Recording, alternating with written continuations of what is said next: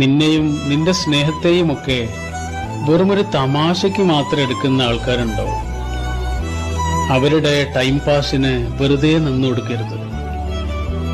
നിനക്ക് നിന്റെ സമയത്തിന്, നിന്റെ സൗഹൃദത്തിന്, നിന്റെ സ്നേഹത്തിന് വലിയ വില കൽപ്പിക്കുന്ന കുറച്ച് മനുഷ്യന്മാരുണ്ടാവും.